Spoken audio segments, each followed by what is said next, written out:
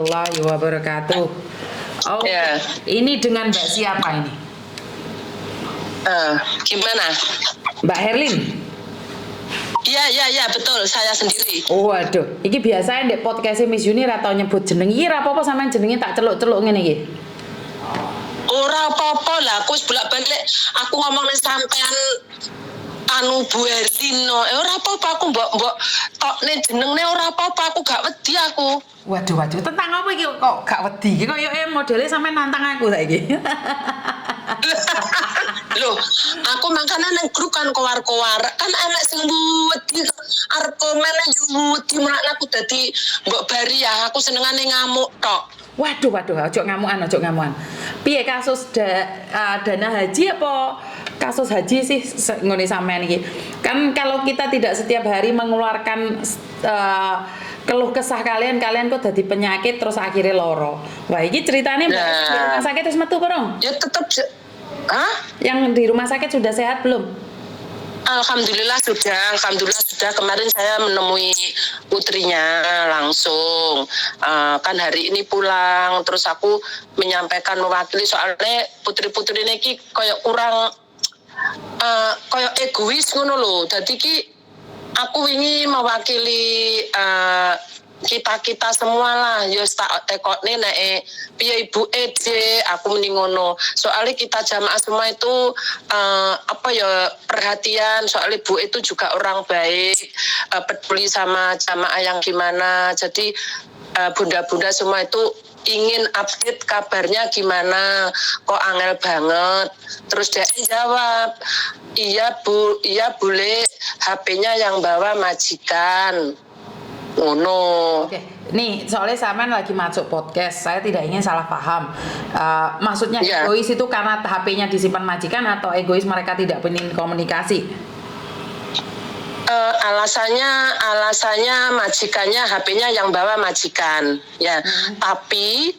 Tapi kalau yang sering menghubungi itu ke Agista, ya, itu juga nggak begitu direspon. Terus kemarin itu Diananya sendiri ya kan urusan masalah uang dari yang travel sebelah kan dikembalikan semua. Itu maksudnya kan ada hubungan pribadi sama Diana, masalah dana itu uang. Nah pikirnya kan mau diminta gitu loh. Tapi barusan dari kantor Dede itu dompet duafa ditelepon katanya Diana sampai drijine melungker yo nggak diangkat gitu loh. Terus aku mewakili gitu. Oke. Jadi yang sakit itu ibunya keadaannya sudah sehat atau masih seperti apa Mbak kalau boleh tahu? Alhamdulillah katanya kemarin udah sehat. Udah bisa makan, cuma pulangnya kapan nggak tahu, boleh tunggu majikannya, soalnya majikannya juga lagi masuk ke rumah sakit gitu. Oke, jadi diizinkan pulang gitu? Ya, tapi tunggu dokter juga. Oke. Jadi ada berita terbaru nggak tentang dana haji kalian itu bagaimana? Nggak ada lah Miss. Masih kayaknya juga dari travel anteng-anteng baik, nggak ada. Oke. Jadi tidak ada maksudnya kabar terbaru atau seperti apa dan bagaimana? Ya, saya mendengar tadi malam saya ditelepon salah satu Mbak yang Erin, bikin. Bentar. Intinya dia kan punya pleketek ya, si Sumartini kan punya pleketek ya, maksudnya teman dalam lah.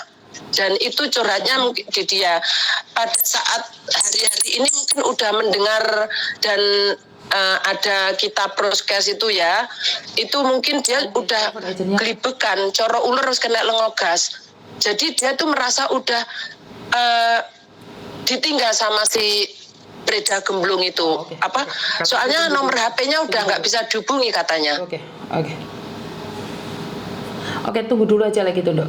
Tunggu aja dulu. Oke. Halo? Sorry. Miss? Soalnya ada yang di kantor polisi.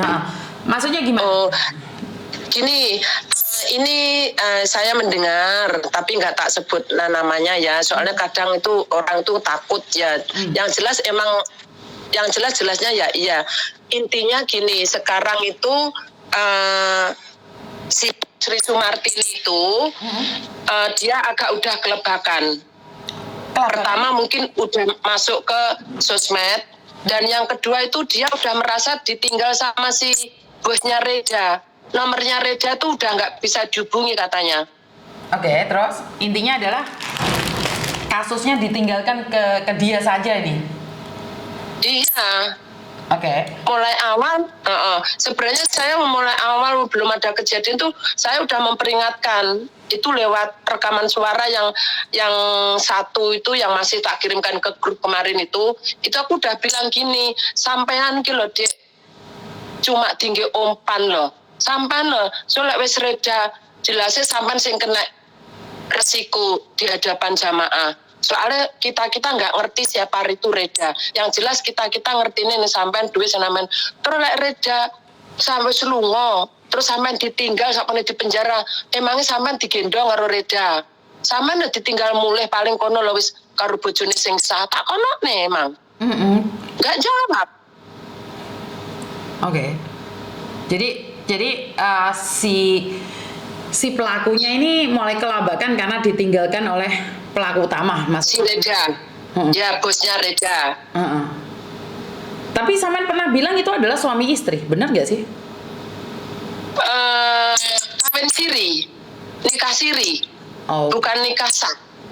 Oke, berarti kan mereka suami istri, jadi kekuatannya kan lebih dahsyat, ikatan batinnya lebih dahsyat, dan sekarang istrinya ditinggal gitu, Mas Saman? Iya. Oke. Intinya dia udah ditinggal lah, dia mungkin takut kalau ke bawah gitu. Yang jelas nomor HP-nya aja udah nggak bisa dihubungin gitu. Oke, jadi ini info terbaru, kan kemarin sudah bilang dia nggak takut nih kamu bawa pengacara berapapun. Emang gini, kemarin waktu kan dia kan mengeluarkan kwitansi yang perubahan dia, yang maksudnya yang kayak punya Ibu Herli ini kan masih 7 lembar ya kwitansi ya, kan belum disalin sama dia. Terus aku kan minta, nah dia jawabnya gini, emangnya kalau kwitansi itu diganti itu resmi uang bisa kembali ke jamaah dengan potongan berapa persen?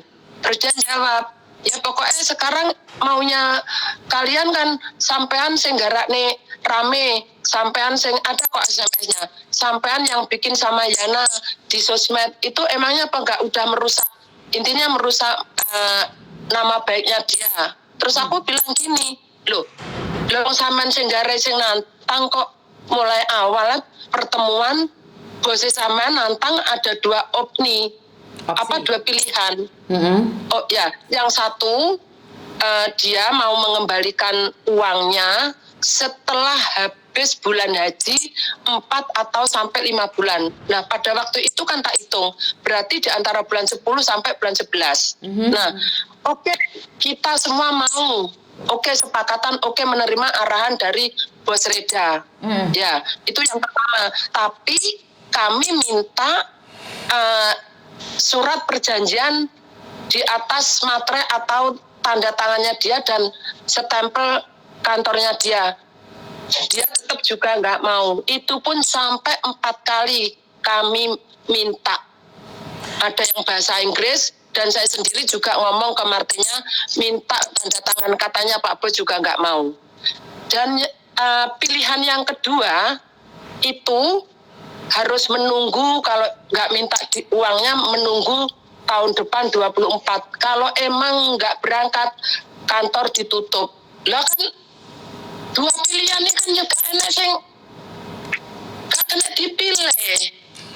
Dan kalau uang diambil tetap melalui jalur hukum. Katanya uang udah ditaruh di government. Dari situ aja loh. Nah, terus pada waktu itu kami, terutama saya, emang udah dipantau sama Mam Piki. Jadi majikan saya itu emang dari belakang. Ya, pokoknya Harlin, kalian jangan bodoh.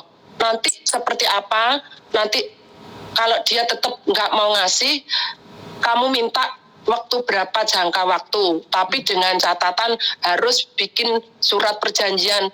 Nah, dari dia nggak mau bikin surat perjanjian, ya berarti dia kan akan, intinya kan udah nggak beres. Dari itu udah Terus grupnya yang namanya grupnya Mak Mercon itu langsung, ayo Bu Erin, ayo lapor polisi gitu waktu itu. Terus golongan yang Mak Mercon itu, yang Jumirah itu lapor polisi. Saya juga ikut. Nah, pada waktu itu saya ditelepon sama majikan, aku kan minta alamat. Polisinya kan minta alamat. Ngapain kamu kok minta alamat? Kata si Mampiki. Ini aku di kantor polisi. Loh, ngapain kamu ke kantor polisi? Nanti itu urusannya panjang. Aku nggak suka. Kalau emang kamu minta tolong ke saya ke Aslam Koko, kamu pergi. Aku lari-lari sama Agista itu, jadi saya nggak jadi lapor. Oke. Maksudnya mau minta secara damai. Ya itu saya bawa golongannya Aslam Koko, dia kan punya asosiasi di lembaga negara Hong Kong yang sah. Ini ini ada sertifikatnya namanya Aslam Koko. Dia bantu kami, tapi ternyata dengan cara kekeluargaan juga nggak bisa, dia nantang tetap mintanya jalur hukum. Gitu loh, Miss. Oh, oke. Jadi dari awal sebenarnya dia sendiri yang meminta jalur hukum gitu. Iya, itu bukan dari saya sendiri. Semua jamaah pada waktu yang datang tanggal 14 Mei itu dengar semua. Walaupun toh dia nggak tahu bahasa Inggrisnya, itu kan harus di Indonesia kan sama si Martin, gitu loh. Jadi artinya, bukan satu orang, 2 orang, 3 orang yang mendengar ucapannya dari Bos Reda seperti itu bukan 1 orang 2 orang saja, banyak jamaah yang mendengarkan. Gitu loh. Oke, artinya adalah mereka memang sengaja menantang kalian karena mereka secara langsung dan tidak langsung mengatakan bahwa mereka tidak akan tersentuh oleh hukum. Betul banget. Jadi mereka kebal hukum, bisa dibilang kebal hukum karena dengan cara apapun kan tidak bisa, benar nggak sih? Iya, dia merasa udah pokoknya saat ini kemarin ya, sebelum saya mendengar tadi malam yang ngomong udah gelebekan itu, dia kayaknya hore-hore, papaya, kantonisnya papaya, maksudnya saya aman. Ternyata dia dengan cara apapun nggak berhasil. Nah, udah kita mepet ke sana kemari, dia kan akalnya licik itu. Nah, dilimpahkan, intinya dia ngomong ke pemerintahan atau ke instalasi atau travel pusat travel, dia mengatakan intinya bahasa Indonesianya bangkrut ya, dilikuidasikan. Nah, itu kan licik banget.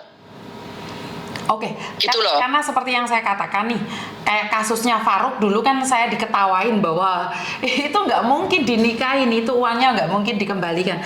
Kan kalau tujuan awal saya bukan masalah uangnya dikembalikan atau tidak, tapi urusan hukumnya harus selesai, bener nggak sih? Oh betul banget. Jadi, setuju. Jadi kalau uang kembali atau tidak kan itu urusan nanti. Kalian pergi haji atau tidak itu urusan kedua. Tapi yang perlu kita selesaikan adalah urusan hukumnya, apakah benar nih 144 orang ini kebal hukum gitu loh Mbak. Ini yang saya penasaran. Ya, nah jujur Miss ya, kalau di grup kami ini, di grupnya Mampiki ya, grup saya dan Jana ini, bener-bener dia itu 80% itu nggak takut, maksudnya berjuang, bener-bener berjuang walaupun uang kita nggak kembali nipis, tapi kita mintanya terutama dukungan dari Mampiki sendiri itu bener-bener si Sri Sumartin ini harus masuk jerat hukum atau penjara. Soalnya takutnya nanti di mana-mana saja dia tuh bisa kayak gerandong gitu, maksudnya ngapusi, menipu orang lain dengan cara apapun seenaknya gitu loh. Iya, karena tujuannya adalah kalau hari ini kita tidak mencegah mereka, takutnya nih suatu saat dia akan melakukan hal yang sama dan terlepas dari hukum lagi itu loh Mbak. Tujuan saya adalah seperti itu. Betul. Oke, dan pertanyaan saya seperti nih, kan kalian ini sama Mam Vicky kan di bawah Mam Vicky. Kenapa kalian diizinkan untuk memasukkan saya dalam grup kalian? Ya, soalnya Mam Vicky sendiri kan istilahnya kayak dalane ya, jalurnya itu udah dipandang tuh udah mentok Miss. Nah gitu, dia dengan kekeluargaan juga nggak bisa, dengan jalur hukum pun juga mentok, sampai Mambiki ini dalam ngirim surat ke itu email di atas namakan saya dan Yana ya, yang jelas emang orang tua ini. Jadi itu amri ya, maksudnya biar jamaah itu bisa berhadapan langsung sama beliau Pak Haji Muhaimin. Soalnya banyak jamaah, kenapa kok intinya travel itu kok larisan gini, si Martin atau Sri Sumartini Travel Paradise, karena jamaah intinya imamnya itu beliau Bapak Muhaimin, bapak kita itu, Miss. Oh oke. Jadi karena kalian banyak itu terpengaruh karena adanya bapak, bener nggak sih? Jadi bapak yang nyuruh kalian untuk daftar di situ, bener nggak? Ya. Tapi ini kalian yakin tak? Kalian yakin yang nyuruh bapak? Karena bapak ini orang terpandang loh mbak, nggak mungkin juga untuk maaf, saya bukan menghujat beliau, dia bapak walaupun gimana kita sebagai bapak kita ya tetap kita hormati dan kita abadikan. Ini masalah kemanusiaan ya. Jadi kalau membahas masalah kemanusiaan dan kita harus hormat kepada bapaknya. Nah, tapi dalam kondisi jamaah haji yang sedang didolimi atau mendapatkan sesuatu yang sangat-sangat rumit dan minta pertolongan atau himbauan atau pendampingan dari beliau Bapak Muhaimin, ternyata dia tuh responnya nggak begitu serius gitu loh. Ini contohnya saya sendiri. Jadi dia kalau di WA itu cuma bahasanya insya Allah Bu, saya usahakan nanti ada solusi nanti. Nah, saya tuh udah 3 kali Miss. Yang pertama kiriman suara yang aku nangis-nangis itu. Terus yang ketiga itu HP saya kan sering error ya WA-nya itu. Nah, itu dia bilangnya ini kan ujian, terus harus ikhlas, dan yang saya nggak tanyakan soalnya saya agak kecewa ya dengan saya mencurahkan segala uapan hati saya itu. Terus kalau dia itu nggak mendukung, terus kita itu mau ke siapa, maksudnya mengadu gitu loh Miss. Maksud saya tuh kita kan punyanya Bapak KJRI dan Pak Muhaimin kan urusan ibadah. Nah, dia kan jadi mutawifnya yang di Hong Kong. Intinya kan Pak Kiainya kita yang dianut kan beliau Bapak Muhaimin. Kok dia tuh nggak begitu semangat gitu loh. Kayak intinya masih mendukung dengan travelnya. Nah, yang kedua kami kecewa itu pada waktu tanggal 14 Mei ada pertemuan sama Bos Reda itu, beliau itu Pak Muhaimin mendadak WA di grup Haji 24 menyatakan bahwa nggak bisa hadir, ada undangan di Masjid Wancai. Nah, kami semua kayaknya juga kecewa, Mi. Soalnya mungkin kalau pada waktu itu beliau hadir, ya nggak tahu, itu emang semua Allah lah yang mengizinkan merancangkan. Tapi kalau seandainya beliau itu hadir, mungkin ya kayaknya kejadiannya nggak sampai seperti ini gitu loh. Jadi kalian itu sebenarnya butuh klarifikasi dari Bapak atau sebenarnya butuh pendampingan dari Bapak. Nah, karena Bapak tidak peduli sama kalian mengungkap nggak ini di KJRI atau mengatakan bahwa kami itu butuh bantuan untuk mediasi dengan Bapak atau komunikasi dengan Bapak? Ada nggak kalian meminta itu di KJRI? Kalau di KJRI dulu saya sama rombongan Jeng Asri sama Agista sama Bu Marpin itu intinya kita cuma mengadu bahwa kalau kita ini kalau ada penipuan kok ada berita kayak gini, minta bantuan. Nah, Pak Yolvisnya jawab kami emang Bapak maksudnya wakil TKW semua ya, tapi kalau masalah mau nyari Sri Sumartini ini kayaknya sulit. Kalau Anda sekalian punya nomor KTP-nya Sri Sumartini, itu insya Allah nanti saya bisa bantu. Nah, maksudnya bantu itu mungkin bantu mencari info Martini ini TKW atau KTP-nya TKW atau pekerja di instalasi atau travel atau kantor gitu.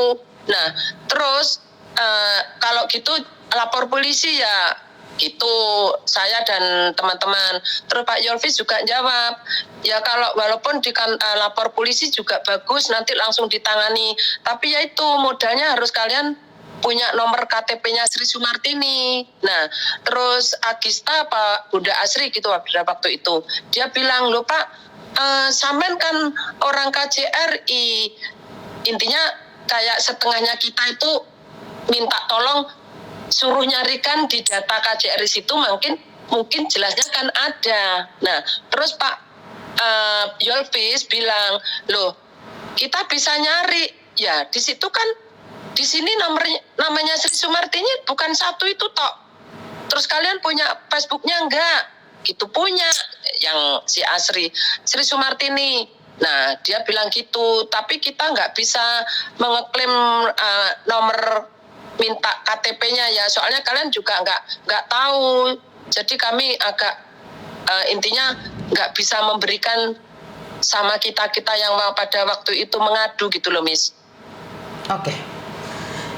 Jadi terus pada akhirnya kalian tetap memilih untuk berbicara dengan saya, dan saya ambil keputusan untuk berbicara dengan Indonesia, karena kalau memang sudah sampai di sini berhenti, otomatis kan kita harus bergeraknya di Indonesia ya. Sebentar Mbak, Pak Martin lagi telepon, jangan matiin dulu ya sebentar. Oke. Pak Martin. Halo Mbak Yuni. Gimana perkembangan terbaru dengan jemaah haji itu Pak? Belum. Saya justru mau nelfon Mbak Yuni, mau tanya update. Karena kan mereka minta surat kuasanya itu kalau Iya. sudah bisa kita berikan gitu. Iya. Ini mau saya buat. Mbak Yuni tolong buat aja dulu. Iya nih, saya prioritas ya, biar cepat ya. Karena ada 40 tuh. Tolong dikirimin KTP-nya Bu Sulistiana. Terus Mbak Herlina. yang terima uang, yang uangnya diterima sama Sumiati siapa namanya? Oke, saya akan tanyakan mereka siapa saja uangnya diterima oleh Sri Sumartini secara langsung, benar nggak? Iya itu. Oke, itu dulu aja tuh yang kasih surat kuasa ya. Oke, siap. Biar saya bergerak dari situ dulu, nggak usah banyak-banyak. Nanti Oke, siap. sekalian kalau udah masuk saya proses lagi yang 40 lagi ya. Siap. Oke, saya laksanakan sekarang. Oke. Nanti tolong dikirim Mbak Yuni biar saya minta rekan saya buatin ya. Siap. Oke. Thank you. Oke, thank you. Mbak Herlina. Dalam Jadi ini updatean terbaru. Jadi siapa orangnya yang kirim langsung di rekeningnya Sri Sumartini? Itu langsung kirim ke rekening ya. Kalau langsung ke rekening itu kayaknya terbatas ya. Maksudnya Nggak mungkin apa-apa. ada 1, 2, 3. Yang banyak itu langsung Saya cash. butuh itu. Ya. Jadi saya butuh Oke. butuh resitnya plus KTP dan paspornya. Oh gitu. Jadi saya Terus akan seandainya buat orang itu. itu nggak ke grup kita, Bisa. Karena kita butuh oke. itu untuk menjalankan hukumnya yang ada di Indonesia. Kan dia selalu bilang bahwa tidak akan tersentuh. Iya. Benar nggak sih? Jadi itu Betul, bukan grup betul. kita pun nggak apa-apa. Jadi kan kita bukan karena grup kita bantu, enggak kan? Kita semuanya kan. Iya. Kalau kasus ini Iya. pecah, berarti kan 144 orang kan dapat keadilan. Benar nggak sih? Soalnya gini, Miss, bukan masalah kita nggak mau bantu. Soalnya yang di grup yang Jumirah itu kan saya udah mengajak karena dia punya itu kwitansi dan dia marah-marah bener sama si Martin. Soalnya dia kayak dimanfaatkan gitu loh ya secara pribadi. Dan dia tuh tak ajak, Miss, bener tak ajak. Tapi dia bilangnya nggak mau karena dia merasa udah punya pengacara. Nah makanya saya kayaknya juga nggak berani, soalnya Yana pun udah punya kwitansi, tapi kalau nomor KTP sama paspor coba nanti saya mintakan. Bukan ini Coba saya mintakan. Kalau kalian maunya kompak dan kita bisa bekerja sama. Kalau dengan adanya seperti ini, ya saya rasa pelakunya akan seneng karena kalian sendiri nggak kompak. Kenapa saya bilang? Iya betul. Kenapa? Oke nanti kasusnya Faruk itu pecah karena kompak. Lah ini kalau kalian nggak kompak, saya cuma butuh data itu untuk memegangnya saja. Jadi sekali lagi saya cuma butuh data itu. Jadi secepatnya kasihkan ke saya. Kalau enggak suruh mereka menghubungi saya sendiri dengan password jemaah haji yang tertipu. Oke. Nanti aku tak hubungi yang, soalnya kalau di grup kami cuma 2 orang kayaknya yang punya kalaupun 2 orang pun akuntansi. kasihkan ke saya. 2 orang pun kasihkan ke saya. Silakan hubungi saya. Oke. Thank you. Hari ini. Makasih, semoga semuanya lancar, sampai diparingi sehat sekeluarga, diparingi keberkahan dunia akhirat, diparingi selamat dunia akhirat juga. Amin. Semoga Allah memberkahi. Amin. Makasih, Miss. Assalamualaikum. Oke. Tentang jemaah haji ini sebenarnya sempat ada yang inbox saya mengatakan bahwa ini bukan urusan saya. Benar juga bukan urusan saya. Sekali lagi karena ada jodoh. Waktu itu anak saya tiba-tiba datang ke Hong Kong dan ingin sholat Idul Adha di Indian Club. Jadi akhirnya saya bertemu dengan ibu-ibu ini. Jadi semua adalah rencana Tuhan. Jadi tidak ada yang mustahil bagi Tuhan. Jadi semua sudah dibicarakan, sudah dikondisikan, ternyata masih menemui jalan buntu. Dan sekarang ini kita sudah berbicara langsung dengan Pak Martin, dan Pak Martin sudah mempunyai celah di mana kekosongan hukum itu tidak boleh ada. Jadi kekosongan hukum itu tidak boleh ada. Kalau memang Hong Kong tidak menanganinya, maka Indonesia yang akan mengambil alih. Dan ini adalah pertama kali setelah Polda Jawa Timur datang ke Hong Kong hanya karena kasus TKW. Jadi saya tidak tahu nih apakah Barreskrim Indonesia akan datang ke Hong Kong karena TKW juga. Jadi saya kurang tahu, saya ini masalah hukum juga pengetahuannya cetek. Jadi gak wani ngomong bengok-bengok. Dan orang selalu bilang saat orang lain punya kasus itu delik perkaranya tidak mudah, tidak bisa dihakimi, tidak bisa diperkarakan, bahkan tidak bisa uangnya kembali. Itu urusan nanti ya Mbak. Yang kita ingin sampaikan di sini adalah jangan sampai ini terjadi lagi. Jangan sampai ada orang pakai modus-modus yang sudah mereka rencanakan, bahkan bisa berkelit dari hukum, itu ternyata mereka juga kena. Jadi buat perhatian juga para sindikat yang ada di luar sana bahwa tidak ada siapapun yang kebal hukum Mbak. Pasti ada kepresetnya, mau tidak mau, suka tidak suka. Karena bagaimanapun Indonesia punya badan intelijen yang kalian sendiri mungkin tidak pernah tahu itu, atau kalian sendiri tidak mengerti. Bukan kalian, saya sendiri juga tidak tahu bahwa ada beberapa orang yang kita laporkan itu ternyata identitasnya itu cepat sekali diketahui oleh mereka. Jadi saya sempat salah memprediksikan seseorang dan ternyata pengacara saya mengatakan Miss Yuni, info yang Miss Yuni dapatkan salah. Sebenarnya itu seperti ini, seperti itu, seperti ini. Jadi kadang-kadang saya berpikir bahwa memang mereka itu punya koneksi langsung ya. Jadi sementara saya itu nggak punya koneksi langsung. Saya cuma mendengarkan katanya. Jadi buat teman-teman jangan pernah berputus asa. Ya memang mungkin kita bodoh. Ya mungkin kita bisa tertipu ini karena kurang hati-hati, tapi setidak-tidaknya dengan kasus ini kita lebih berhati-hati lagi ke depannya. Jadi jangan mudah percaya dengan apapun yang disuguhkan, apalagi berbalutkan agama, karena ternyata setelah kita ketahui bahwa agama itu tidak bisa menjamin mereka tidak berbohong, dan agama juga tidak bisa menutupin kelemahan seseorang. Jadi saat Tuhan izinkan aib mereka kebongkar, maka akan kebongkar. Jadi siapapun yang berlindung di balik agama, suatu saat mau tidak mau, suka tidak suka, saat kalian melakukan, melecehkan, menghina, menjatuhkan sesama, pasti Tuhan akan bongkar semua itu. Dan sekali lagi saya yakin dan percaya bahwa tidak ada kejahatan yang kekal dan tidak ada kejahatan yang sempurna. Pasti di balik rencana kalian, di balik planning kalian yang sungguh indah, itu pasti ada celah hukumnya. Pasti ada kesalahan ataupun kepresetan dalam otak kalian. Jadi sudah banyak dalam movie-movie, dalam cerita-cerita, dalam drama bahkan ya, dimana kejahatan itu tidak sempurna, apalagi di dunia nyata.